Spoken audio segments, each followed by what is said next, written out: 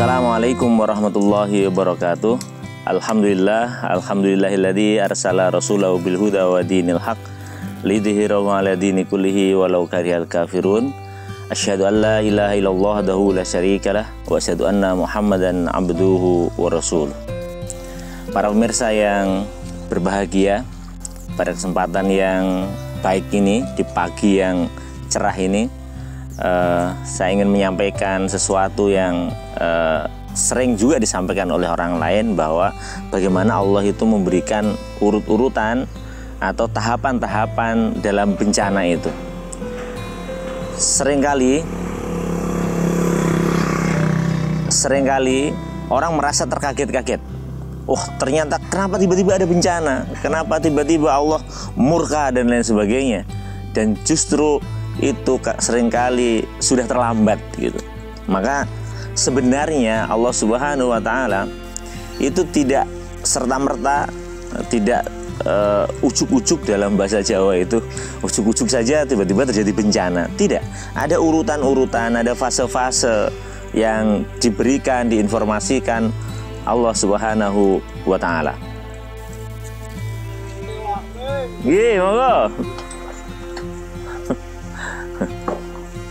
Yang pertama, coba dalam surah Al-Zilzalah, Allah itu memberikan memberikan semacam pelajaran kepada kita.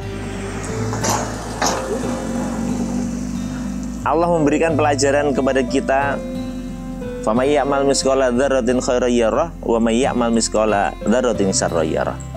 Allah itu mengajarkan kepada kita ada hukum sebab akibat gitu. Ada hukum sebab akibat pada perbuatan-perbuatan manusia.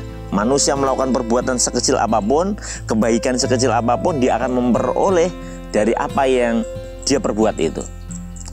Dan itu berlaku untuk kehidupan di dunia dan juga kehidupan di akhirat kelak. Ini yang diajarkan oleh Allah Subhanahu wa taala, bahwa di dunia ini ada hukum sebab akibat. Itu yang pertama. Jadi itu yang harus difahami, ya. Menjadi pemahaman kita bahwa perbuatan kita itu selalu ada konsekuensi. Ini fase pertama yang seringkali orang tidak mendengarkan, seringkali tidak perhatian karena saking halusnya konsep ini dan tidak dikaitkan dengan bencana ataupun apapun. Yang kedua, Allah Subhanahu wa taala dalam surat Ar-Rum ayat 41 berfirman, "Zaharal fasadu fil barri wal bahri bima kasabat aydin nas liyudhiqahum ba'dalladzi 'amilu la'allahum yarji'un." Jadi Allah lebih tegas lagi dalam surat Ar-Rum ini bahwa kerusakan di dunia ini, zaharal fasadu fil barri wal bahri, di darat, di laut, itu karena perbuatan manusia, karena tangan-tangan manusia. Maka terjadi hujan, banjir, terjadi kebakaran hutan, kemudian menyebabkan ekosistem kita menjadi rusak dan lain sebagainya. Itu karena perbuatan tangan manusia, ya. Kalau tadi yang awal itu masih sindiran saja, ada hukum sebab akibat, sekarang ditunjukkan bahwa akibat perbuatan memotong hutan, menebangi kayu-kayu dan lain sebagainya, itu menyebabkan banjir bandang, kerusakan ekosistem, hutan dibakar dan lain sebagainya, menyebabkan cuaca kita itu sudah tidak lagi bisa dipegangi, ya. Jadi alam kita menjadi rusak dan itu akibat perbuatan manusia. Maka kemudian di akhir ayat itu, liyudhiqahum ba'dalladzi 'amilu la'allahum yarji'un. Maka Allah kemudian dengan menurunkan berbagai bencana, berbagai azab itu mengingatkan kepada manusia, la'allahum yarji'un, semoga dia kembali kemana? Kembali kepada kebenaran, kembali kepada hukum-hukum yang dibuat oleh Allah Subhanahu wa taala itu menjadi tegak kembali, baik itu hukum alam, hukum sosial maupun hukum agama. Pemirsa yang berbahagia, ada gangguan ini gini ternyata. Ya. Pemirsa yang berbahagia, itu adalah fase kedua. Jadi kita dikirimi dengan berbagai bencana. Meskipun di dalam fikih kebencanaan Muhammadiyah itu disebutkan tidak semua bencana itu merupakan hukuman dari Allah Subhanahu wa taala. Ada kalanya adalah kesalahan teknis, ada kalanya itu sekedar untuk mengingatkan kepada kita, menguji kita dan lain sebagainya. Tetapi juga salah satunya adalah bahwa itu adalah iqab karena perbuatan-perbuatan dosa yang kita lakukan. Pemirsa yang berbahagia, nah yang ketiga ini yang sangat berbahaya. Nah, yang ketiga ini adalah Allah betul-betul murka dan kemudian menurunkan azab. Di dalam surat Al-Fajr umpamanya Allah Subhanahu wa taala menceritakan dengan baik bagaimana kemudian kaum Ad, kaum Samud, Fir'aun, alam taro kaifa fa'ala rabbuka bi'ad iramadatul imad alladzi lam yukhlaq misluha fil bilad wa samud alladzi jabus sakhra bil wad wa fir'auna dzil autad alladzi taghaw fil bilad fa aksaru fil fasad fasabba alaihim rabbuka syautu adab.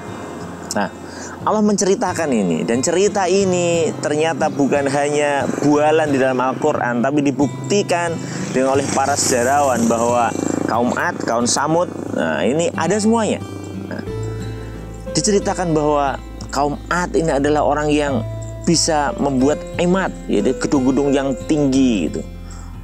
Jadi bangsa Ad ini, ya, ini adalah bangsa yang sangat makmur.